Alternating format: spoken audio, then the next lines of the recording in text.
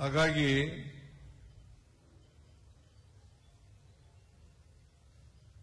ಅವರ ದಿನಾಚರಣೆಯನ್ನ ಪ್ರತಿ ವರ್ಷ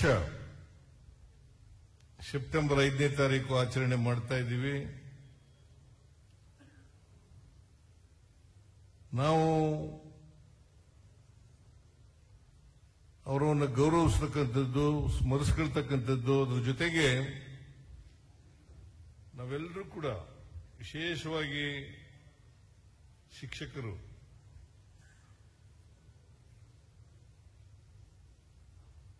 ಅವರ ಆದರ್ಶ ಜೀವನವನ್ನ ಅಳವಡಿಸಿಕೊಳ್ತಕ್ಕಂಥದ್ದು, ಅವರ ಮಾರ್ಗದರ್ಶನದಲ್ಲಿ ನಡೀತಕ್ಕಂಥ ಪ್ರಯತ್ನವನ್ನು ಮಾಡಬೇಕಾಗ್ತದೆ. ಅವರಿಗೆ ಗೌರವಿಸೋದು ಎಷ್ಟು ಮುಖ್ಯವೋ ಅವರ ಆದರ್ಶಗಳನ್ನು ಪಾಲನೆ ಮಾಡತಕ್ಕಂಥದ್ದು ಕೂಡ ಅಷ್ಟೇ ಮುಖ್ಯ ಅಂತಕ್ಕಂಥ ಮಾತುಗಳನ್ನು ಹೇಳಲಿಕ್ಕೆ ಬಯಸ್ತಾ ಇದ್ದೇನೆ. ನಮ್ಮ ಸರ್ಕಾರದ ಇಬ್ಬರು ಶಿಕ್ಷಣ ಸಚಿವರು ಮಧು ಬಂಗಾರಪ್ಪ ಮತ್ತು ಸುಧಾಕರ್, ಇನ್ನೂ 60 ವರ್ಷ ಆಗಿಲ್ಲ ಅವರಿಗೆ.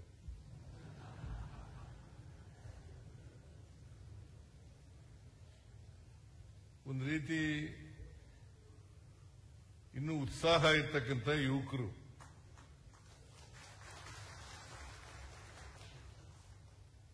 ಅದಕ್ಕೇನೆ ಅವರಿಗೆ ಒಬ್ಬರಿಗೆ ಪ್ರಾಥಮಿಕ ಶಿಕ್ಷಣ, ಒಬ್ಬರಿಗೆ ಉನ್ನತ ಶಿಕ್ಷಣವನ್ನು ಕೊಟ್ಟಿರ್ತಕ್ಕಂಥದ್ದು.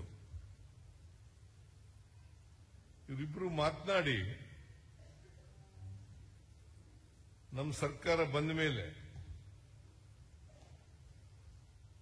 ನಾವು ವಿದ್ಯಾರ್ಥಿಗಳಿಗೆ ಮತ್ತೆ ಶಿಕ್ಷಕರಿಗೆ ಏನೆಲ್ಲ ಮಾಡಿದ್ದೀವಿ ಅಂತಕ್ಕಂಥ ಮಾತುಗಳನ್ನು ಪ್ರಸ್ತಾಪ ಮಾಡಿದ್ದಾರೆ. ಸರ್ಕಾರದ ಕಾರ್ಯಕ್ರಮಗಳು, ಸರ್ಕಾರದ ಅಭಿವೃದ್ಧಿ ಕಾರ್ಯಕ್ರಮಗಳು, ಮತ್ತೆ ಟೀಚರ್ಸ್ಗಳಿಗೆ ಮಾಡಿರ್ತಕ್ಕಂಥ ಕೆಲಸಗಳು, ಇವೆಲ್ಲವನ್ನು ಕೂಡ ಪ್ರಸ್ತಾಪ ಮಾಡಿದ್ದಾರೆ. ಶಿಕ್ಷಣ ನಮ್ಮ ಆದ್ಯತಾ ಕಾರ್ಯಕ್ರಮ ಅಂತೇಳಿ ನಾನು ಹೇಳಲಿಕ್ಕೆ ಬಯಸ್ತಾ ಇದ್ದೇನೆ.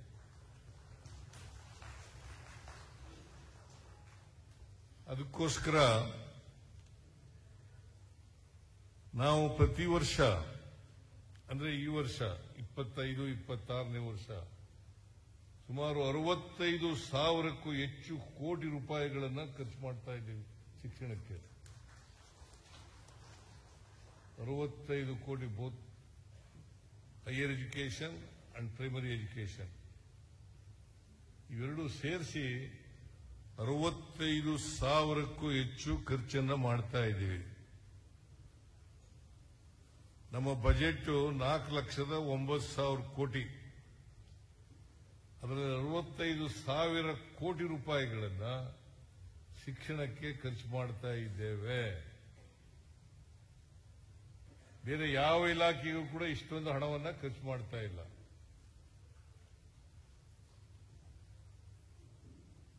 ಯಾಕೆ ನಾವು ಇಷ್ಟೊಂದು ಹಣ ಖರ್ಚು ಮಾಡ್ತಾ ಇದ್ದೀವಿ ಅಂತಂದ್ರೆ,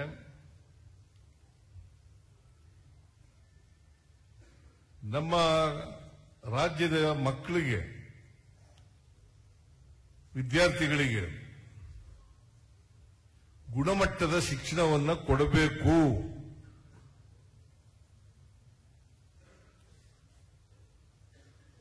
ಆ ಗುಣಮಟ್ಟದ ಶಿಕ್ಷಣವನ್ನು ಕೊಡಲಿಕ್ಕೆ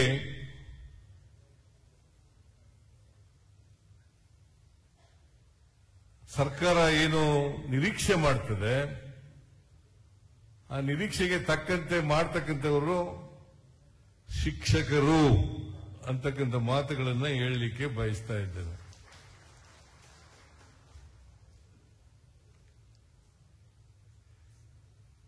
ಗುಣಮಟ್ಟದ ಶಿಕ್ಷಣ ಅಂತಂದ್ರೆ ಏನು?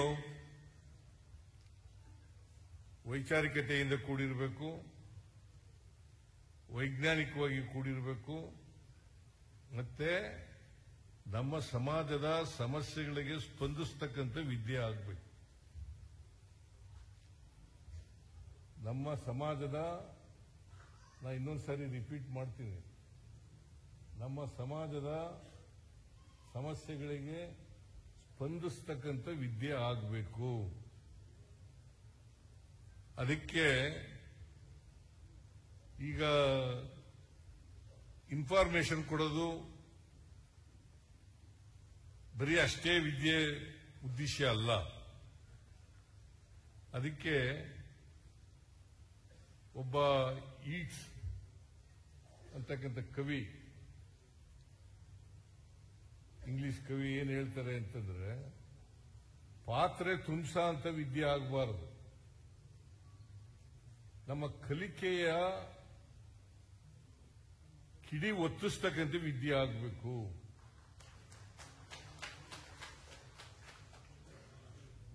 ಕಿಡಿ ಒತ್ತಬೇಕು, ನಮ್ಮ ಕಲಿಕೆಯ ಕಿಡಿ ಒತ್ತಬೇಕು ಅಂತ ವಿದ್ಯೆ ಆಗಬೇಕು.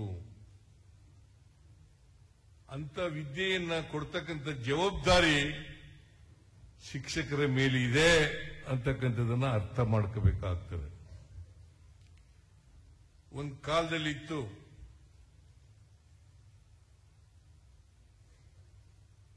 ಶೂದ್ರರು ವಿದ್ಯೆ ಕಲಿತಕ್ಕಂಥ ಅವಕಾಶ ಇರಲಿಲ್ಲ.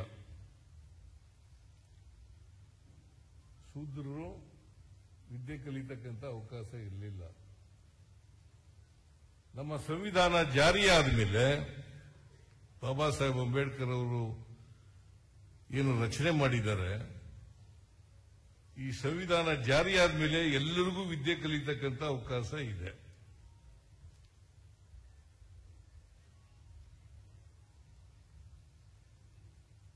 ಎಲ್ರಿಗೂ ಸಮಾನ ಅವಕಾಶಗಳು ಸಿಗ್ತಕ್ಕಂಥ ವ್ಯವಸ್ಥೆ ಇದೆ. ಅದಕ್ಕೆ ನಮ್ಮ ಸರ್ಕಾರ ಬಂದ ಮೇಲೆ ಎಲ್ಲ ಶಾಲಾ ಕಾಲೇಜುಗಳಲ್ಲಿ ಸಂವಿಧಾನದ ಪೀಠಿಕೆಯನ್ನ ಓದಿಸ್ತಕ್ಕಂಥ ಕೆಲಸವನ್ನು ಮಾಡಬೇಕು. ಬರೀ ಓದೋದಲ್ಲ, ಪೀಠಿಕೆಯನ್ನ ಅರ್ಥ ಮಾಡ್ಕೋಬೇಕಾಗ್ತದೆ.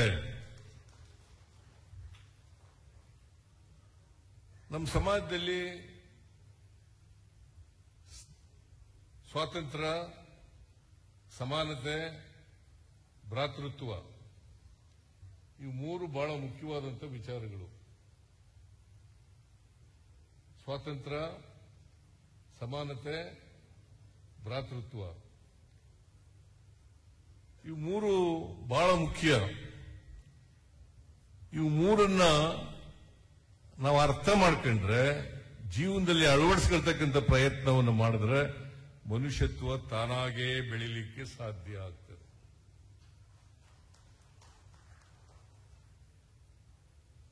ಮನುಷ್ಯತ್ವ ಇಲ್ಲದೆ ಹೋದ್ರೆ ಸಮಾಜದಲ್ಲಿ ಒಳ್ಳೆ ನಾಗರಿಕನಾಗಲಿಕ್ಕೆ ಸಾಧ್ಯ ಇಲ್ಲ. ಅದಕ್ಕೋಸ್ಕರ ಮನುಷ್ಯತ್ವವನ್ನು ರೂಢಿಸ್ಕೊಳ್ತಕ್ಕಂಥದ್ದು ಎಲ್ಲ ವಿದ್ಯಾರ್ಥಿಗಳು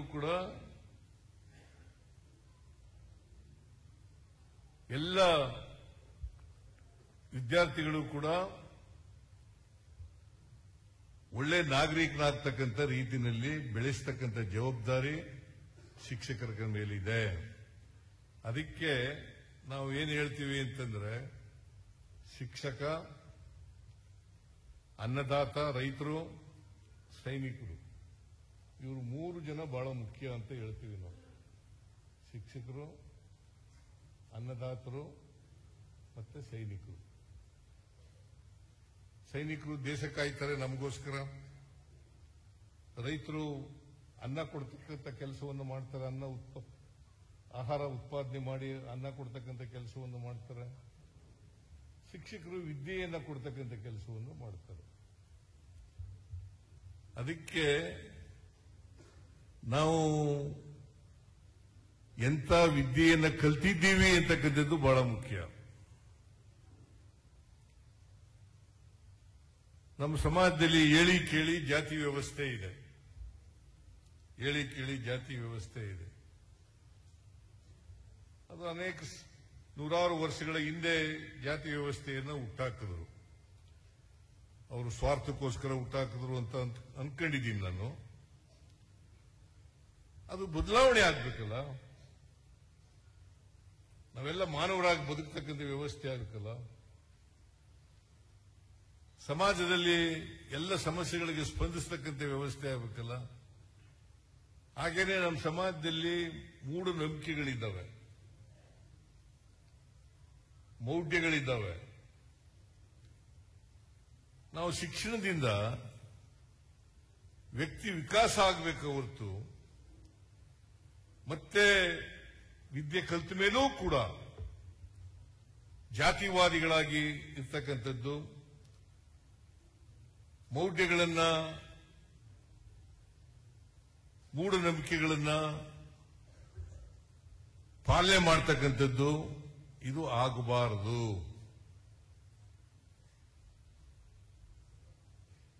ಅದಕ್ಕೋಸ್ಕರನೇ ಶಿಕ್ಷಕರು ವಿದ್ಯಾರ್ಥಿಗಳನ್ನ ತಯಾರು ಮಾಡುವಾಗ ಉತ್ತಮ ರೀತಿಯಲ್ಲಿ ತಯಾರು ಮಾಡಬೇಕು. ಅವರಿಗೆ ವೈಚಾರಿಕತೆಯನ್ನು ತುಂಬಬೇಕು, ಅವರಿಗೆ ವೈಜ್ಞಾನಿಕತೆಯನ್ನು ತುಂಬಬೇಕು, ಸಾಮಾಜಿಕ ನ್ಯಾಯದ ಅರಿವು ಇರತಕ್ಕಂಥ ರೀತಿಯಲ್ಲಿ ಮಾಡಬೇಕು. ಮತ್ತೆ ಈ ಪರಧರ್ಮ ಸಹಿಷ್ಣುತೆ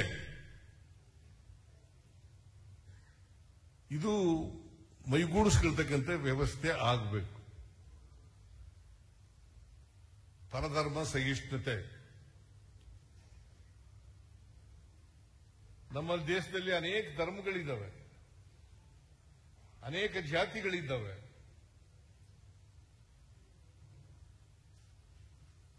ಎಲ್ಲ ಧರ್ಮಗಳನ್ನು ಕೂಡ ಸಮಾನವಾಗಿ ಕಾಣಿಸ್ತಕ್ಕಂಥ, ಸಮಾನವಾಗಿ ಗೌರವಿಸ್ತಕ್ಕಂಥ ಮನೋಭಾವ ಬೆಳೆಸ್ತಕ್ಕಂಥ ರೀತಿಯಲ್ಲಿ ಮಕ್ಕಳಿಗೂ ತಯಾರಾಗಬೇಕು. ಈಗ ಬಹಳ ಜನ ವಿದ್ಯಾವಂತರಿದ್ದಾರೆ, ಅವರು ಇನ್ನೂ ಕೂಡ ಮೌಢ್ಯಗಳನ್ನು ನಂಬ್ಕೋತಾರೆ, ಇನ್ನೂ ಕೂಡ ಮೂಢನಂಬಿಕೆಗಳನ್ನು ನಂಬ್ಕೋತಾರೆ. ವೈಚಾರಿಕತೆ, ವೈಜ್ಞಾನಿಕ ಮನೋಭಾವ ಬೆಳೆಯದೇ ಇಲ್ಲ, ಮನುಷ್ಯತ್ವ ಬೆಳೆಯದೇ ಇಲ್ಲ. ಇದು ವಿದ್ಯಾವಂತರ ಲಕ್ಷಣ ಅಲ್ಲ ಅಂತಕ್ಕಂಥ ಮಾತುಗಳನ್ನ ಬಹಳ ಸ್ಪಷ್ಟವಾಗಿ ಹೇಳಲಿಕ್ಕೆ ಬಯಸ್ತಾ ಇದ್ದೆ.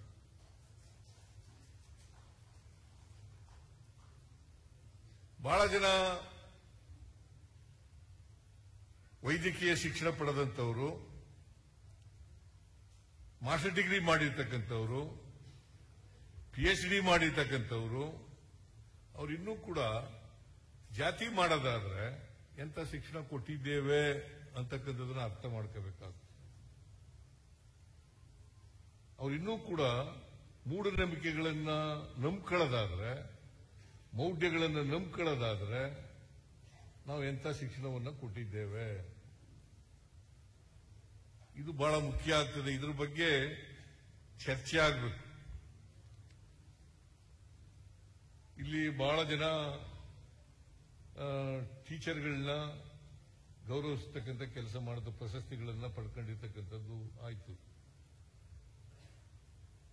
ಅವರು ಒಂದ್ಸಾರಿ ಪ್ರತಿಯೊಬ್ಬ ಟೀಚರ್ಗಳು ಕೂಡ 25 ವರ್ಷ, 30 ವರ್ಷ, 35 ವರ್ಷ ಸೇವೆ ಮಾಡ್ತಾರೆ. ಆತ್ಮಾವಲೋಕನ ಮಾಡ್ಕೋಬೇಕು. ನಾನು ಯಾಕಂದ್ರೆ ಈ ಶಿಕ್ಷಣ ವೃತ್ತಿ ಇದೆಯಲ್ಲ, ಬಹಳ ಪವಿತ್ರವಾದಂತ ವೃತ್ತಿ ಅಂತಕ್ಕಂಥದ್ದನ್ನ ಅರ್ಥ ಮಾಡ್ಕೋಬೇಕಾಗ್ತದೆ. ಪವಿತ್ರವಾದಂತ ವೃತ್ತಿ ಇದು. ನಾಡು ಕಟ್ಟತಕ್ಕಂಥ, ಉತ್ತಮ ನಾಗರಿಕರನ್ನ ತಯಾರು ಮಾಡತಕ್ಕಂಥ, ದೇಶದ ಸಮಸ್ಯೆಗಳನ್ನ ಅರ್ಥ ಮಾಡ್ಕೊಂಡು ಬಗೆಹರಿಸ್ತಕ್ಕಂಥ ಶಕ್ತಿಯನ್ನ ತುಂಬತಕ್ಕಂಥವ್ರು.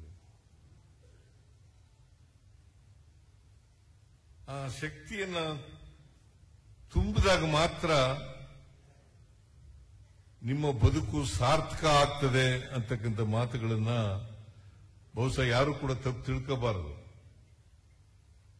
ಸಾರ್ಥಕ ಆಗ್ತದೆ ಅಂತಕ್ಕಂಥ ಮಾತುಗಳನ್ನ ಅರ್ಥ ಮಾಡ್ಕೋಬೇಕಾಗ್ತದೆ. ಪ್ರತಿಯೊಬ್ಬರು ಕೂಡ ಈ ವೃತ್ತಿ ಎಲ್ರಿಗೂ ಸಿಗೋದಿಲ್ಲ. ಶಿಕ್ಷಕ ವೃತ್ತಿ ಎಲ್ಲರಿಗೂ ಸಿಗೋದಿಲ್ಲ. ಕೆಲವರಿಗೆ ಸಿಕ್ಕಿರ್ತದೆ. ಈ ಸಿಕ್ತಾಗ ನಾವು ಪ್ರತಿಯೊಬ್ಬರು ಕೂಡ ಆತ್ಮ ಅವಲೋಕನ ಮಾಡ್ಕೋಬೇಕು. ಆತ್ಮಾವಲೋಕನ ಮಾಡ್ಕೊಂಡು ನಾನು ಉತ್ತಮ ಸಮಾಜ ನಿರ್ಮಾಣ ಮಾಡಲಿಕ್ಕೆ ಪ್ರಯತ್ನ ಮಾಡ್ತಾ ಇದ್ದೀನಾ ಇಲ್ವಾ ಅಂತಕ್ಕಂಥದ್ದು ಬಹಳ ಮುಖ್ಯ. ಈಗ ಬಹಳ ಜನ ಡಾಕ್ಟರ್ಗಳು ಓದಿರ್ತಾರೆ, PhD ಮಾಡಿರ್ತಾರೆ.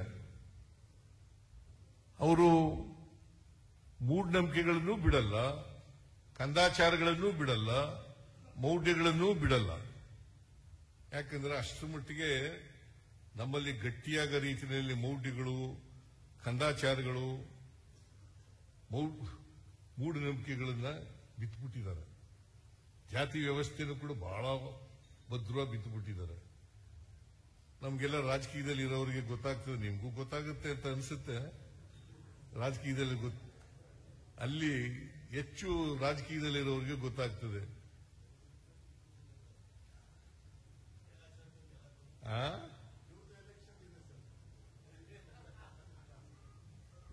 ಎಲ್ಲರೂ ಎಲೆಕ್ಷನ್ ಅವ್ರದೇ ಅಂತ ಏನಲ್ಲ.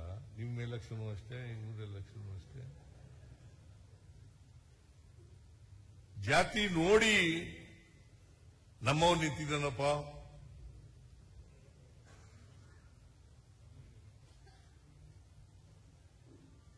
ಅಂತ ಹೇಳಿ ನಮ್ಮ ಜಾತಿಯವನ್ನೇ ತರಬೇಕು ಅಂತ ಅನ್ನೋದಾಗ ಸಾಧ್ಯ ಆಗೋದಿಲ್ಲ. ಯಾಕಂತಂದ್ರೆ 2 ಲಕ್ಷ, 3 ಲಕ್ಷ, 5 ಲಕ್ಷ, 5-6 ಲಕ್ಷ ಎಲ್ಲ ಇರ್ತವೆ ಒಂದೊಂದು ಅಸೆಂಬ್ಲಿ ಸೆಗ್ಮೆಂಟ್ ನಲ್ಲಿ. ಒಂದು ಪಾರ್ಲಿಮೆಂಟ್ ನಲ್ಲಿ ಸುಮಾರು 15-20 ಲಕ್ಷ ಎಲ್ಲ ವೋಟರ್ಸ್ ಇರ್ತಾರೆ. ನೀವೆಲ್ಲ ಟೀಚರ್ಸ್ ಕಾನ್ಸ್ಟಿಟ್ಯೂನ್ಸಿ ಅವರು, ನಿಮ್ಮಲ್ಲಿ ಬಹಳ ಕಡಿಮೆ ವೋಟರ್ಸ್ ಇದ್ರು ಕೂಡ ಆದರೂ ಅಲ್ಲಿ ಬಹಳ ಕೆಳವರ್ಗದವ್ರು ಏನೋ ಶ್ರೀನಿವಾಸ್ ಗೆದ್ಬಿಟ್ಟಿದ್ದಾರೆ ಅಷ್ಟೇ. ಕೆಳವರ್ಗದವ್ರು ಇದಾರಲ್ಲ, ಈಗ ದಲಿತರು, ಹಿಂದುಳಿದವರು, ಅಲ್ಪಸಂಖ್ಯಾತರು, ಅವ್ರು ಯಾರು ಗೆಲ್ಲೋದು ಕಷ್ಟ ಆಗ್ತದೆ. ನೋಡಿ, ವಿದ್ಯಾವಂತರ ಕ್ಷೇತ್ರ ಅಲ್ಲಿ ಗೆಲ್ಲೋದು ಭಾರಿ ಕಷ್ಟ ಆಗ್ತದೆ.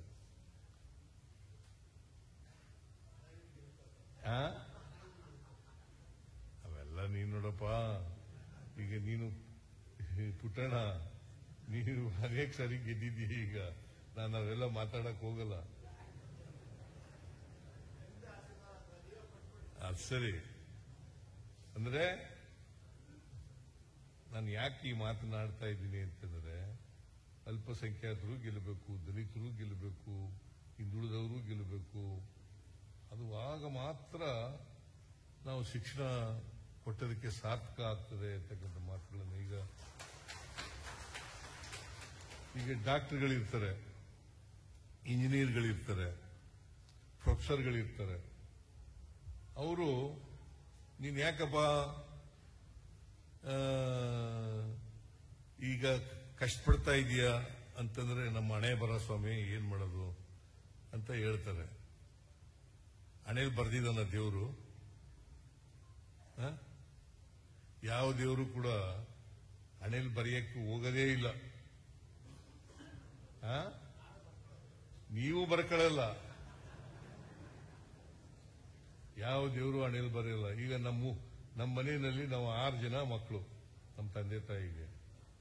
ನಾವು ಒಬ್ಬನೇ ವಿದ್ಯಾವಂತನಾಗಿರೋದು. ಇನ್ನು ಉಳಿದವರೆಲ್ಲ ಹೆಬ್ಬೆಟ್ಟು ಓದ್ತದು. 2 ಹೆಣ್ಮಕ್ಳು, 4 ಜನ ಗಂಡು ಮಕ್ಕಳು. ನಾವು ಒಬ್ಬ ಮಾತ್ರ ವಿದ್ಯಾವಂತನಾದೆ. ಏನ್ ದೇವ್ರು ಬರೆದ್ಬಿಟ್ಟಿದ್ ನಾನೇಲಿ ಅವ್ರನ್ನೆಲ್ಲ ವಿದ್ಯಾವಂತರಾಗ್ಲಿ, ಸಿದ್ದರಾಮಯ್ಯ ಮಾತ್ರ ವಿದ್ಯಾವಂತನಾಗ್ಲಿ ಅಂತ ಬರೆದ್ಬಿಟ್ಟಿದ್ರ? ಆ ತರ ಬರೆದರೆ ದೇವರು,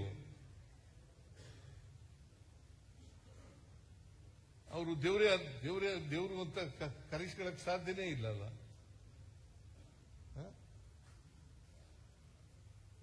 ಅದಕ್ಕೆ ನೀವು ಅರ್ಥ ಮಾಡ್ಕೋಬೇಕಾಗುತ್ತೆ, ಎಲ್ರಿಗೂ ಅವಕಾಶಗಳು ಸಿಕ್ಬೇಕು,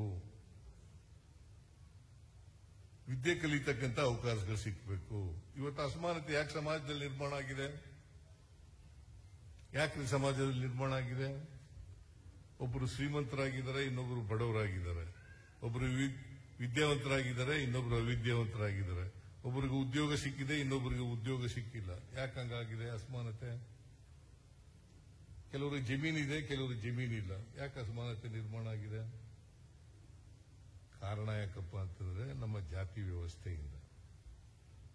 ಕಾರಣ ಯಾಕಪ್ಪ ಅಂತಂದ್ರೆ ನಮಗೆ ವಿದ್ಯೆ ಕಲಿತಕ್ಕಂಥ ಅವಕಾಶ ಸಿಕ್ಕದೇ ಇರೋದ್ರಿಂದ. ಹೆಣ್ಮಕ್ಳಿಗೂ ವಿದ್ಯೆ ಕಲಿತಕ್ಕಂಥ ಅವಕಾಶ ಸಿಕ್ಕಿರ್ಲಿಲ್ಲ. ಈಗ ಬಹಳ ಜನ ಹೆಣ್ಮಕ್ಳು ವಿದ್ಯೆ ಕಲಿತಾ ಇದ್ದಾರೆ, ಬಹಳ ಸಂತೋಷ. ಅಷ್ಟೇ ಅಲ್ಲ, ಈ ಹೆಚ್ಚು ರ್ಯಾಂಕ್ಗಳನ್ನು ತಗೊಳ್ಳೋರು ಹೆಣ್ಮಕ್ಳೇ. ನಾನು ಯಾಕೆ ಈ ಮಾತನ್ನ ಹೇಳ್ತಾ ಇದ್ದೀನಿ ಅಂತಂದ್ರೆ, ಬುದ್ಧಿವಂತಿಕೆ ಯಾರಪ್ಪನ ಮನೆ ಸೊತ್ತಲ್ಲ, ವಿದ್ಯೆ ಕಲಿಯೋದು ಯಾರಪ್ಪನ ಮನೆ ಸೊತ್ತಲ್ಲ. ಎಲ್ಲರೂ ಕಲೀಲಿಕ್ಕೆ ಸಾಮರ್ಥ್ಯ ಇದೆ, ಆದ್ರೆ ಅವಕಾಶಗಳು ಸಿಕ್ಬೇಕು.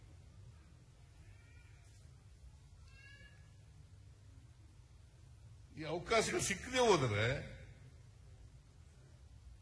ಎಲ್ರಿಗೂ ಅವಕಾಶಗಳು ಸಿಕ್ಕಿದ್ರೆ ಸಮಾನತೆ ಬಂದೇ ಬರ್ತದೆ. ಅದಕ್ಕೆ ನಮ್ಮ ಜಾತಿ ವ್ಯವಸ್ಥೆ ಎಷ್ಟು ಮಟ್ಟಿಗೆ ಗಟ್ಟಿ ಮಾಡಿಬಿಟ್ಟಿದ್ದಾರೆ ಅಂತಂದ್ರೆ, ನಮ್ಮ ಜಾತಿ ವ್ಯವಸ್ಥೆಗೆ ಚಲನೆ ಇಲ್ಲ. ಚಲನೆ ಇಲ್ಲದೆ ಇರ್ತಕ್ಕಂಥ ಜಾತಿ ವ್ಯವಸ್ಥೆ ನಮ್ದು. ನಿಂತು ನೀರಾಗ್ಬಿಟ್ಟಿದೆ. ಯಾವಾಗ ಚಲನೆ ಬರ್ತದೆ ಒಂದು ಜಾತಿಗಳಿಗೆ, ಎಲ್ಲ ಜಾತಿಗಳಿಗೂ ಚಲನೆ ಯಾವಾಗ ಬರ್ತದೆ ಅಂತಂದ್ರೆ, ಆರ್ಥಿಕ, ಸಾಮಾಜಿಕ ಅಂದ್ರೆ ಶೈಕ್ಷಣಿಕ ಶಕ್ತಿ ಬಂದಾಗ ಮಾತ್ರ ಚಲನೆ ಬರಲಿಕ್ಕೆ ಸಾಧ್ಯ. ಇಲ್ಲದೆ ಚಲನೆ ಬರದೇ ಇಲ್ಲ. ಆರ್ಥಿಕ, ಸಾಮಾಜಿಕ ಶಕ್ತಿ ಬಂದಾಗ ಮಾತ್ರ, ಆ ಸ್ವಾವಲಂಬನೆ ಬಂದಾಗ ಮಾತ್ರ ಚಲನೆ ಆಗಲಿಕ್ಕೆ ಸಾಧ್ಯ ಆಗುತ್ತೆ. ನಮ್ದು ಚಲನೆ ರಹಿತವಾದಂತ ಸಮಾಜ ಆದ್ರಿಂದ ಹಂಗೇ ಇಷ್ಟು ವರ್ಷ ಆದ್ರೂ ಕೂಡ, ಸಂವಿಧಾನ ಬಂದು ಎಷ್ಟು ವರ್ಷ ಆಯ್ತು? 1950 26ನೇ ಇಸ್ವಿ, ಜನವರಿ 26ನೇ ಇಸ್ವಿ. ಅವತ್ತಿನಿಂದ ಇವತ್ತಿನವರೆಗೆ ಇನ್ನೂ ಅಸಮಾನತೆ ಇನ್ನೂ ಮುಂದುವರಿತಲೇ ಇದೆ. ಎಲ್ರಿಗೂ ಸಮಾನ ಅವಕಾಶಗಳು. ಅದಕ್ಕೆ ನಮ್ಮ ಸರ್ಕಾರ ಗುಣಮಟ್ಟದ ಶಿಕ್ಷಣ ಸಿಗಬೇಕು ಅನ್ನೋ ಉದ್ದೇಶದಿಂದ, ಮತ್ತೆ ಅಸಮಾನತೆ ಇರ್ತಕ್ಕಂಥ ಸಮಾಜದಲ್ಲಿ ಪೌಷ್ಟಿಕಾಂಶಗಳಿರ್ತಕ್ಕಂಥ ಶಕ್ತಿ ಕೊಡ್ತಕ್ಕಂಥದ್ದು ಕೂಡ ದೈಹಿಕವಾಗಿ ಶಕ್ತಿವಂತರಾಗಿರ್ಬೇಕು. ಬಹಳ ಜನ ಮಕ್ಕಳು, ಈಗ ನಾವೆಲ್ಲ ಓದುವಾಗ ರಾಗಿ ಮುದ್ದೆ ಮೊಸರು ಇದೇನು ಇರ್ತಿರ್ಲಿಲ್ಲ ನಮಗೆ. ಬ್ರೇಕ್ಫಾಸ್ಟ್ ಏನು ಇರ್ತಿರ್ಲಿಲ್ಲ. ಇಡ್ಲಿ, ದೋಸೆ, ಉಪ್ಪಿಟ್ಟು ಇವೆಲ್ಲ ಮಾಡ್ಕ ತಿನ್ನೋದು ಇವೆಲ್ಲ ಇರಲಿಲ್ಲ. ಏನಪ್ಪ ರಾಮೋಜಿಗೌಡ ಇತ್ತ?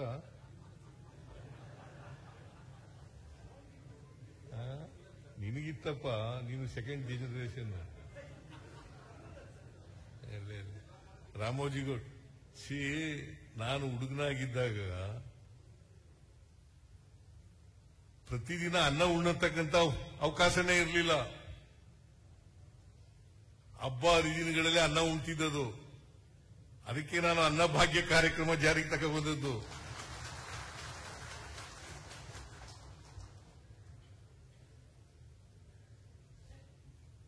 ಅನ್ನಭಾಗ್ಯ ಕಾರ್ಯಕ್ರಮ ಜಾರಿಗೆ ತಗೊಂಡ್ಬಂದದ್ದು ಯಾಕಪ್ಪ ಅಂತಂದ್ರೆ, ಇನ್ನೊಬ್ರು ಮನೆ ಹತ್ರ ಹೋಗಿ ಒಂದು ತುತ್ತು ಅನ್ನಕ್ಕೋಸ್ಕರ ಕಾಯ್ಕ ನಿಂತಿರಬಾರ್ದು. ಅದಕ್ಕೋಸ್ಕರವಾಗಿ ಪ್ರತಿಯೊಬ್ರು ಕೂಡ ಅನ್ನ ಮಾಡ್ಕೊಂಡು ತಿನ್ಲೇಬೇಕು ಅಂತೇಳಿ ಅನ್ನಭಾಗ್ಯ ಕಾರ್ಯಕ್ರಮವನ್ನು ಜಾರಿಗೆ ತಗೊಂಡ್ಬಂದದ್ದು. ಅದಕ್ಕೆ ನಾನು ಯಾಕೆ ಹೇಳ್ತಾ ಇದ್ದೀನಿ ಅಂತಂದ್ರೆ, ಈಗ ಅವಕಾಶಗಳಿದೆ, ಎಲ್ರಿಗೂ ಸಮಾನ ಅವಕಾಶಗಳು ಸಿಗ್ತಾ ಇದ್ದಾವೆ. ಒಂದು ಕಾಲದಲ್ಲಿ ಅವಕಾಶಗಳು ಇರಲಿಲ್ಲ, ಈಗ ಅವಕಾಶಗಳು ಸಿಗ್ತಾ ಇದ್ದಾವೆ. ಈ ಅವಕಾಶಗಳನ್ನು ಸದುಪಯೋಗ ಮಾಡ್ಕೊಳ್ತಕ್ಕಂಥದ್ದು ಇದೆಯಲ್ಲ, ಅದು ಬಹಳ ಮುಖ್ಯ. ತಂದೆ ತಾಯಿಗಳು ಮಾಡ್ಕೋಬೇಕು, ಶಿಕ್ಷಕರು ಮಾಡ್ಕೋಬೇಕು, ಮತ್ತೆ ವಿದ್ಯಾರ್ಥಿಗಳು ಕೂಡ ಮಾಡ್ಕೋಬೇಕು. ಮತ್ತೆ ಸರ್ಕಾರನೂ ಕೂಡ ಅದಕ್ಕೆ ಬೇಕಾದಂತ ಎಲ್ಲ ಬೆಂಬಲವನ್ನು ಕೂಡ ವ್ಯಕ್ತ ಮಾಡ್ತಕ್ಕಂಥ ಕೆಲಸವನ್ನು ಮಾಡಿದೆ. ಇದನ್ನ ಮಾಡಿದಾಗ ಮಾತ್ರ ನಾವು ಒಂದು ಉತ್ತಮ ಸಮಾಜವನ್ನ ನಿರ್ಮಾಣ ಮಾಡಲಿಕ್ಕೆ ಸಾಧ್ಯ ಆಗ್ತದೆ. ಎಲ್ಲಕ್ಕಿಂತ ಬಹಳ ಮುಖ್ಯವಾಗಿ ಸಮಾನತೆಯ ಸಮಾಜ ನಿರ್ಮಾಣ ಮಾಡೋದು ಇದೆಯಲ್ಲ, ಅದು ಬಹಳ ಮುಖ್ಯ. ಜಾತಿ ವ್ಯವಸ್ಥೆಯನ್ನು ಹೋಗಲಾಡಿಸೋದಿದೆಯಲ್ಲ, ಅದು ಬಹಳ ಮುಖ್ಯ. ವರ್ಗ ವ್ಯವಸ್ಥೆಯನ್ನು ಹೋಗಲಾಡಿಸೋದಿದೆಯಲ್ಲ, ಅದು ಬಹಳ ಮುಖ್ಯ. ಜೊತೆಗೆ ಮೌಢ್ಯಗಳು ಇವನ್ನೆಲ್ಲ ದೂರ ಮಾಡ್ತಕ್ಕಂಥದ್ದು ಇದೆಯಲ್ಲ, ಇದು ಬಹಳ ಮುಖ್ಯ. ಅದಕ್ಕೆ ವೈಚಾರಿಕ ಮತ್ತು ವೈಜ್ಞಾನಿಕ ವಿದ್ಯೆ ಕಲಿಬೇಕು. ಮತ್ತೆ ಸಮಾಜದ ಸಮಸ್ಯೆಗಳಿಗೆ ಸ್ಪಂದಿಸತಕ್ಕಂಥ ರೀತಿಯಲ್ಲಿ ಇರಬೇಕು.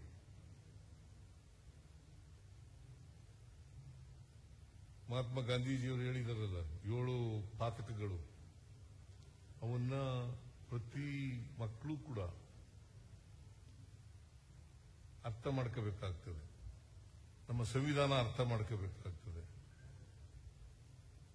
ಇದು ಪಠ್ಯಕ್ರಮಗಳಲ್ಲಿ ಸಿಕ್ಕದೇ ಇರಬಹುದು,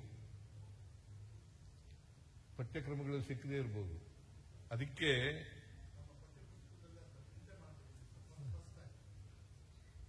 ಬಹಳ ಸಂತೋಷ. ಅದಾದಾಗ ಮಾತ್ರ ನಾವು ಉತ್ತಮ ಸಮಾಜವನ್ನು ನಿರ್ಮಾಣ ಮಾಡಲಿಕ್ಕೆ ಸಾಧ್ಯ ಆಗ್ತದೆ. ಧರ್ಮದ ಹೆಸರಿನಲ್ಲಿ, ಜಾತಿಯ ಹೆಸರಿನಲ್ಲಿ ಸಮಾಜ ಒಡೆಯತಕ್ಕಂಥ ಕೆಲಸ ಆಗಬಾರ್ದು.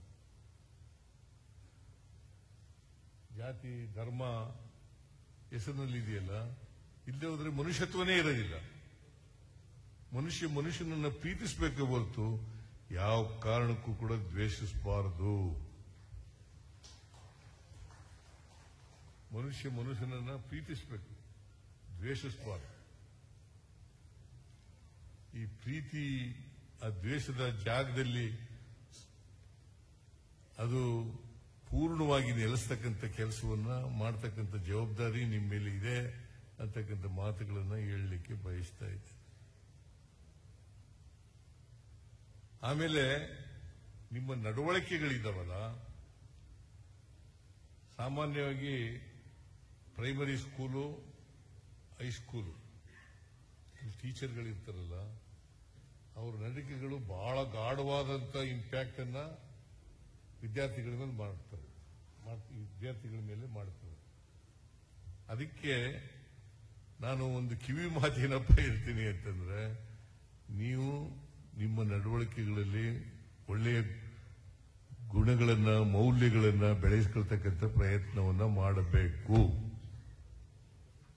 ಒಳ್ಳೆ ಮೌಲ್ಯಗಳು, ಒಳ್ಳೆ ಗುಣಗಳು, ಇದನ್ನ ಈಗ ನನಗೆ ಒಂದು ಮೇಷ್ಟ್ರುಗಳು ಎಂತ ಮೇಷ್ಟ್ರುಗಳು ಇರ್ತಾರೆ ಅಂತಂದ್ರೆ, ನಮ್ಗೆ ಒಬ್ಬ ರಾಜಪ್ಪ ಅಂತ ಒಬ್ಬರು ಮೇಷ್ಟ್ರು ಬಂದಿದ್ರು.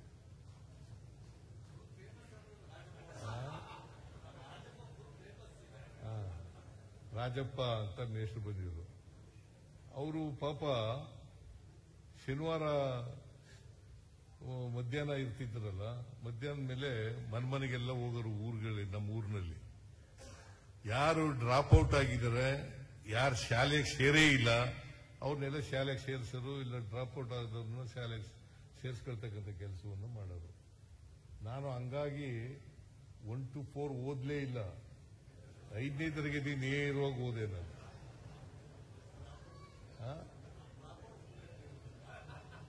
ನಾವು ಓದೇ ಇರಲಿಲ್ಲ. 1 to 4 ಓದೇ ಇಲ್ಲ. ನಾನು ಸರ್ಕಾರಿ ಶಾಲೆಗೆ ಹೋಗಿರ್ಲಿಲ್ಲ. 5ನೇ ತರಗತಿಗೆ ನೇರವಾಗಿ ರಾಜಪ್ಪ ಮೇಷ್ಟ್ರು ನನಗೆ, ಮೆಣಸೇಗೌಡ ಅಂತ ಒಬ್ಬನಿಗೆ, ಮರಲಿಂಗಯ್ಯ ಅಂತ ಒಬ್ಬನಿಗೆ, 3 ಜನಕ್ಕೆ 5ನೇ ತರಗತಿಗೆ ಅಡ್ಮಿಷನ್ ಕೊಡಿಸ್ತಾ. ಪಾಪ ಮೇಷ್ಟ್ರು ಒಂದು ವೇಳೆ ನಮ್ಮ ಊರಿಗೆ ಬರದೇ ಹೋಗಿದ್ರೆ ಮೇಷ್ಟ್ರು ರಾಜಪ್ಪ ಅನ್ನೋರು, ನಾವು ವಿದ್ಯಾವಂತನೇ ಆಯ್ತಿರ್ಲಿಲ್ಲ.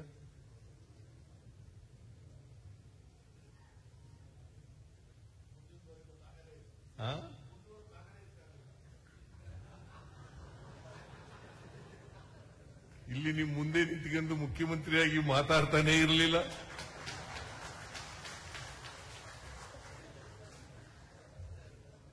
ಇದು ಒಂದು ಎಕ್ಸಾಂಪಲ್.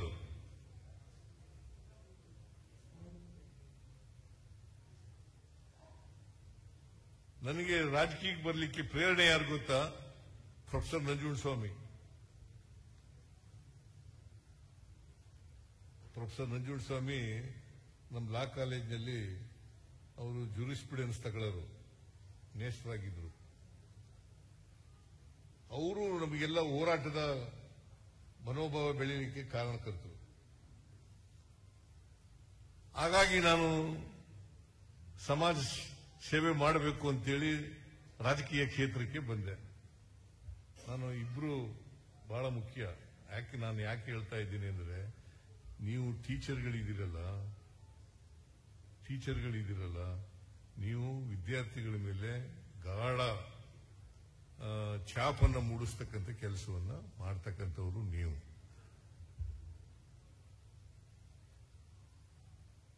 ನೀವೇನ್ ಮಾಡ್ತೀರಿ ಅದ್ರ ಮೇಲೆ ಅವರ ಭವಿಷ್ಯ ನಿರ್ಮಾಣ ಆಗ್ತದೆ. ಅದಕ್ಕೆ ಬಾಬಾ ಸಾಹೇಬ್ ಅಂಬೇಡ್ಕರ್ ಅವರು ಏನ್ ಹೇಳ್ತಾರೆ ಅಂತಂದ್ರೆ, ಯಾರಿಗೆ ಭವಿಷ್ಯ ಗೊತ್ತಿರಲ್ಲ, ಆಮೇಲೆ ಇತಿಹಾಸ ಗೊತ್ತಿರಲ್ಲ, ಅವ್ರು ಯಾರು ಕೂಡ ಭವಿಷ್ಯ ನಿರ್ಮಾಣ ಮಾಡಲಿಕ್ಕೆ ಸಾಧ್ಯ ಇಲ್ಲ. ನಮ್ಮ ಇತಿಹಾಸ ತಿಳ್ಕೋಬೇಕು, ಸಾಮಾಜಿಕ ಇತಿಹಾಸ ತಿಳ್ಕೋಬೇಕಾಗ್ತದೆ. ನಮ್ಮ ಸಾಮಾಜಿಕ ಇತಿಹಾಸನೇ ಗೊತ್ತಿಲ್ಲದೆ ಹೋದ್ರೆ ಭವಿಷ್ಯ ಹೆಂಗ್ ನಿರ್ಮಾಣ ಮಾಡೋದು? ಇದನ್ನ ಬಾಬಾ ಸಾಹೇಬ್ ಅಂಬೇಡ್ಕರ್ ಅವರು ಬಹಳ ಸ್ಪಷ್ಟವಾಗಿ ಹೇಳಿದ್ದಾರೆ. ಇದನ್ನ ಜೀವನದಲ್ಲಿ ಅಳವಡಿಸ್ಕೊಳ್ತಕ್ಕಂಥ ಪ್ರಯತ್ನವನ್ನು ಮಾಡಬೇಕು. ನೀವು ವಿದ್ಯಾರ್ಥಿಗಳ ಭವಿಷ್ಯವನ್ನು ರೂಪಿಸ್ತಕ್ಕಂಥ ಜಾಗದಲ್ಲಿ ಇರ್ತಕ್ಕಂಥವ್ರು. ಅದು ಕಾಲೇಜ್ ಶಿಕ್ಷಣ ಇರಲಿ, ಶಾಲಾ ಶಿಕ್ಷಣ ಇರಲಿ, ಯಾವುದೇ ಶಿಕ್ಷಣ ಕ್ಷೇತ್ರ ಇರಲಿ, ನೀವು ಎಲ್ಲರೂ ಕೂಡ ವಿದ್ಯಾರ್ಥಿಗಳ ಭವಿಷ್ಯವನ್ನ ರೂಪಿಸ್ತಕ್ಕಂಥವ್ರು. ಆ ಕೆಲಸ ನೀವು ಮಾಡ್ತೀರಿ ಅಂತಕ್ಕಂಥ ವಿಶ್ವಾಸ ಇದೆ, ನಂಬಿಕೆನೂ ಇದೆ. ಅದನ್ನು ಮಾಡಬೇಕು ಅಂತಕ್ಕಂಥ ಮಾತುಗಳನ್ನು ನಿಮಗೆ ಮತ್ತೊಮ್ಮೆ ಜ್ಞಾಪಿಸಲಿಕ್ಕೆ ಪ್ರಯತ್ನವನ್ನ ಮಾಡ್ತಾ ಇದ್ದೀನಿ ಅಂತಕ್ಕಂಥ ಮಾತುಗಳನ್ನು ಹೇಳಲಿಕ್ಕೆ ಬಯಸ್ತಾ ಇದ್ದೇನೆ. ಆಮೇಲೆ ಈ ಮೊಬೈಲ್ ಫೋನ್ ಇದೆಯಲ್ಲ ಮಕ್ಕಳುಗಳು, ಇದೊಂದು ಸ್ವಲ್ಪ ಮಾಡಿ ನೀವು. ಈ ಮೊಬೈಲ್ ಫೋನ್ಗಳು ಬಹಳ ಜನ ಮಕ್ಕಳುಗಳು ಬಲಿಯಾಗ್ಬಿಡ್ತಾರೆ, ಅದ್ರ ಬಲೆಗೆ ಸಿಕ್ಕಾಕೊಳ್ತಕ್ಕಂಥ ಕೆಲಸ ಮಾಡ್ತಾರೆ. ಅದಕ್ಕೆ ನಾವು ಮೊಬೈಲ್ ಅನ್ನ ಬಿಡಿ, ಪುಸ್ತಕ ಇಡಿ, ಓದು. ಮೊಬೈಲ್ ಅನ್ನ ಬಿಡಿ, ಪುಸ್ತಕ ಇಡಿ ಮತ್ತು ಓದು. ಈ ಕಾರ್ಯಕ್ರಮವನ್ನ ಜಾರಿಗೊಳಿಸಬೇಕು ಅಂತೇಳಿ ನಿಮ್ಮಲ್ಲಿ ಅತ್ಯಂತ ಕಳಕಳಿಯಿಂದ ಮನವಿಯನ್ನು ಮಾಡಲಿಕ್ಕೆ ಬಯಸ್ತಾ ಇದ್ದೇನೆ. ಎಲ್ಲ ಟೀಚರ್ಗಳಲ್ಲೂ ಕೂಡ ಈ ಮನವಿಯನ್ನು ಮಾಡಲಿಕ್ಕೆ ಬಯಸ್ತಾ ಇದ್ದೇನೆ. ಆಮೇಲೆ ಈ ಇತ್ತೀಚೆಗೆ ನಮ್ಮ ಸರ್ಕಾರ ಒಂದು ತೀರ್ಮಾನ ಮಾಡಿದೆ. ಏನಪ್ಪಾ ಅಂತಂದ್ರೆ, ಒಂದರಿಂದ ನಿನ್ನೆ ಕ್ಯಾಬಿನೆಟ್ನಲ್ಲ 1ರಿಂದ 7ನೇ ತರಗತಿಯವರೆಗೆ ಅಲ್ಲಿಂದ ನೇಮಕ ಆಗಿದ್ರಲ್ಲ, ಅದರಿಂದ 1ರಿಂದ 5ಕ್ಕೆ ಹಿಂಬಡ್ತಿ ಆಗ್ಬಿಟ್ಟಿತ್ತು. ಅದನ್ನು ಮತ್ತೆ ರೆಸ್ಟೋರ್ ಮಾಡ್ತಕ್ಕಂಥ 2017ನೇ ಇಸ್ವಿನಲ್ಲಿ ಮತ್ತೆ ರೆಸ್ಟೋರ್ ಮಾಡ್ತಕ್ಕಂಥ ಕೆಲಸವನ್ನು ಮಾಡಿದ್ದೀವಿ. ಬಹುಶಃ ಅದರಿಂದ ಎಲ್ಲ ಟೀಚರ್ಗಳಿಗೂ ಕೂಡ ಉಪಯೋಗ ಆಗ್ತದೆ ಅಂತಕ್ಕಂಥ ಮಾತುಗಳನ್ನು ಹೇಳಲಿಕ್ಕೆ ಬಯಸ್ತಾ ಇದ್ದೇನೆ. ಸುಮಾರು 8 ವರ್ಷದಿಂದ ಹೋರಾಟ ನಡೀತಲೇ ಇತ್ತು. ಇದಕ್ಕೆ ಈಗ ಅಂತಿಮ ಆಗ್ತಕ್ಕಂಥ ಕೆಲಸವನ್ನು ಮಾಡಿದ್ದೇವೆ. ಆಮೇಲೆ ಈ ಸರ್ಕಾರಿ ಶಾಲೆಗಳಿಗೆಲ್ಲ ನಾನು ಒಂದ್ಸಾರಿ ಕನ್ನಡ ರಾಜ್ಯೋತ್ಸವ ಕಾರ್ಯಕ್ರಮಕ್ಕೆ ಹೋಗಿದ್ದೆ. 2 ವರ್ಷ ಆಯ್ತು ಅಂತ ಅನ್ಸುತ್ತಲ್ಲ, 2 ವರ್ಷನಾ 1 ವರ್ಷನಾ? ಎಲ್ಲ ಶಾಲೆಗಳಿಗೆ, ಸರ್ಕಾರಿ ಶಾಲೆಗಳಿಗೆ ವಿದ್ಯುತ್ ಫ್ರೀ ಕರೆಂಟ್ ಕೊಡೋದು. ಆ? ಆ.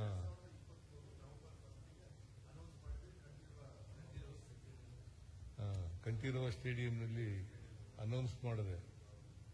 ಈಗ ಸುಮಾರು ಅದು 25 ಕೋಟಿನ 27 ಕೋಟಿ ರೂಪಾಯಿ ದೇಶದಲ್ಲಿ ಬೇರೆ ರಾಜ್ಯಗಳಲ್ಲಿ ಎಲ್ಲೂ ಮಾಡಿಲ್ಲ. ನಾವು ಮಕ್ಕಳು ದೈಹಿಕವಾಗಿ ಪೌಷ್ಟಿಕವಾಗಿರಲಿ ಅನ್ನೋ ಕಾರಣಕ್ಕೋಸ್ಕರ ಹಾಲು ಕೊಡ್ತಾ ಇದ್ದೀವಿ, ಮೊಟ್ಟೆ ಕೊಡ್ತಾ ಇದ್ದೀವಿ, ಆಮೇಲೆ ಬಿಸಿ ಊಟ ಕೊಡ್ತಾ ಇದ್ದೀವಿ, ಆಮೇಲೆ ಶೂ ಭಾಗ್ಯ ಕೊಡ್ತಾ ಇದ್ದೀವಿ, ಶೂ ಮತ್ತು ಸಾಕ್ಸ್ ಕೊಡ್ತಾ ಇದ್ದೀವಿ, ರಾಗಿ ಮಾಲ್ಟ್ ಕೊಡ್ತಾ ಇದ್ದೀವಿ, ರಾಗಿ ಮಾಲ್ಟ್ ಕೊಡ್ತೀವಿ. ನಮ್ಮ ಹೆಸರೇನು? ಚಂದ್ರಶೇಖರ್ ನುಗ್ಲಿ ಅವ್ರು ಹೇಳ್ತಾ ಇದ್ರು, ಸರ್ ಬಡವ್ರ ಮಕ್ಕಳಿಗೆ ನೋಟ್ ಬುಕ್ಗಳು ಕೊಡಿ ಅಂತ ಹೇಳ್ತಾ ಇದ್ರು. ನಾನು ರಶ್ಮಿ ಕೇಳಿದೆ, ಕೊಡಬಹುದು ಸರ್, ನಮ್ಮಲ್ಲಿ ಉಳಿತಾಯ ಮಾಡಿಕೊಡ್ಲಿಕ್ಕೆ ಸಾಧ್ಯ ಆಗ್ತದೆ ಅಂತೇಳಿ ಅದ್ರ ಮುಂದಿನ ವರ್ಷದಿಂದ ಕೊಡ್ತಕ್ಕಂಥ ಕೆಲಸವನ್ನು ಮಾಡೋಣ.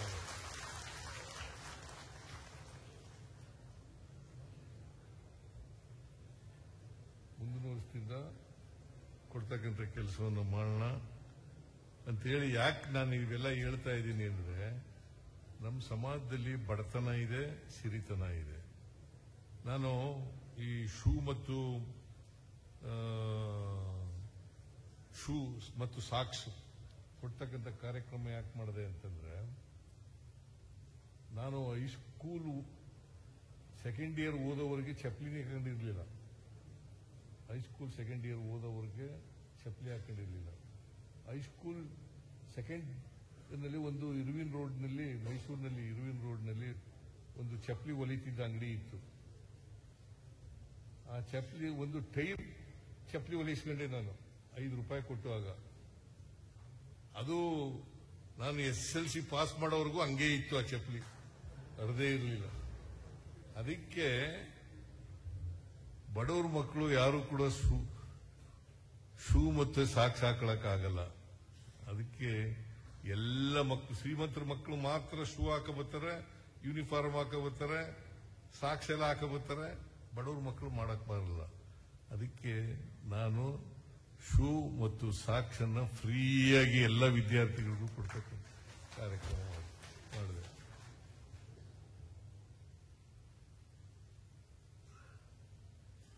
ಸೊ ನಾನು ಯಾಕೆ ಇವೆಲ್ಲ ಮಾಡ್ತಾ ಇದ್ದೀನಿ ಅಂತಂದ್ರೆ, ನನ್ನ ಅನುಭವದಿಂದ ನಂತರ ಈಗಿನ ಕಾಲದ ಮಕ್ಕಳು ಕೂಡ ಅನುಭವಿಸಬಾರದು. ನಾನು BSc ಓದುವಾಗ ರೂಮ್ ಮಾಡ್ಕೊಂಡು ಅಡಿಗೆ ಮಾಡ್ಕೊಂಡು ಇನ್ನೊಬ್ಬ ವಿದ್ಯಾರ್ಥಿ, ನನ್ನ ರೂಮ್ಮೇಟ್ಸ್ ಇಬ್ರು ಒಂದೇ ರೂಮ್ನಲ್ಲಿ ಇದ್ದವು. ನಾನು ಅಡಿಗೆ ಮಾಡೋದು, ಅವನು ಸಾಂಬಾರು ತಗೊಬರೋದು ಹೋಟ್ಲಿಗೆ ಹೋಗಿ ಮಾಡ್ತೀವಿ. 2 ವರ್ಷ ಮಾಡಿದೆ. ಅದಕ್ಕೆ ಯಾರಿಗೆ ಹಾಸ್ಟೆಲಲ್ಲಿ ರೂಮ್ ಸಿಕ್ಕೋದಿಲ್ಲ ಆ ಎಲ್ಲ ವಿದ್ಯಾರ್ಥಿಗಳಿಗೆ ಎಂತ ಕಾರ್ಯಕ್ರಮ ಅದು?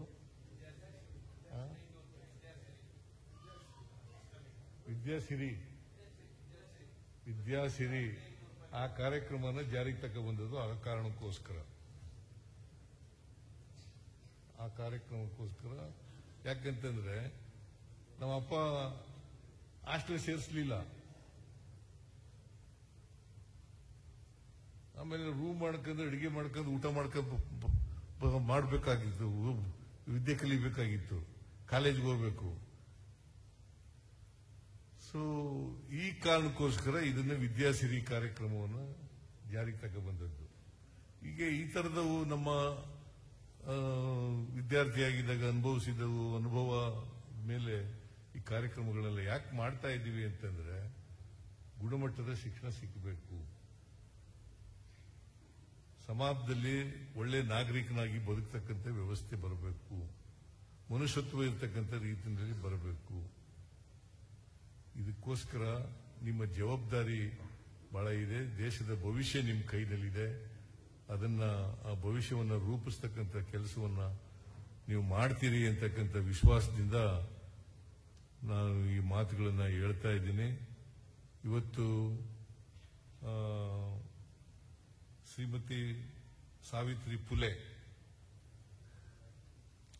The first teacher of the women folk, first teacher 1848ನೇ ಇಸ್ವಿನಲ್ಲಿ ಶಾಲೆ ಪ್ರಾರಂಭ ಮಾಡಿದ್ರು. ಆಗ ಇವರು ಮತ್ತು ಒಬ್ಬ ಲೇಡಿ, ಇನ್ನೊಬ್ಬರು ಲೇಡಿ ಅಂತ ಹೇಳಿದ್ರು, ಫಾತಿಮಾ ಶೇಖ್ ಅವರು ಟೀಚರ್ಗಳಾಗ ಅಪಾಯಿಂಟ್ ಆದರು. ಅಲ್ಲಿ ಭಾರಿ ಕಷ್ಟಪಟ್ಟು ಈ ಸಗಣಿಲೆಲ್ಲ ಎಸೆದ್ರು ಇವರಿಗೆ ಪಾಪ. ಅಂಥದ್ರಲ್ಲಿ ಮಹಿಳಾ ಟೀಚರ್ ಆಗಿ ವಿದ್ಯೆ ಕಲಿಸ್ತಕ್ಕಂಥ ನಾವಾಗಿದ್ರೆ ಬಿಟ್ಬಿಡ್ತಾ ಇದ್ದೋ, ಆದರೆ ಅವ್ರು ಬಿಡೋದಿಲ್ಲ. ವಿದ್ಯೆ ಕಲಿಸಲೇಬೇಕು ಅಂತಕ್ಕಂಥ ಬದ್ಧತೆಯಿಂದ ವಿದ್ಯೆ ಕಲಿಸ್ತಕ್ಕಂಥ ಕೆಲಸವನ್ನು ಮಾಡೋದು. ಸಾವಿತ್ರಿ ಫುಲೆ ಫೋಟೋನು ಇಟ್ಟಿದ್ದೀರಿ, ರಾಧಾಕೃಷ್ಣ ಅವ್ರ ಫೋಟೋನು ಇಟ್ಟಿದ್ದೀರಿ. ಅವರಿಬ್ಬರಿಗೂ ಕೂಡ ಗೌರವ ಸಲ್ಲಿಸ್ತಕ್ಕಂಥ ಕೆಲಸವನ್ನು ಮಾಡಿ ಅವತ್ತು ಯಾರ್ಯಾರು ರಾಧಾಕೃಷ್ಣವ್ರಿಗಿಂತ ಮುಂಚಿತವಾಗಿಯೇ ಇವರೆಲ್ಲ ಸಮಾಜದಲ್ಲಿ ವಿದ್ಯೆ ಕಲಿಸಲಿಕ್ಕೆ ಬಹಳ ಕಷ್ಟಪಟ್ಟಿದ್ದಾರೆ ಅಂತಕ್ಕಂಥ ಮಾತುಗಳನ್ನ ಹೇಳ್ತಾ ನಿಮ್ಗೆಲ್ಲ ಒಳ್ಳೇದಾಗಲಿ.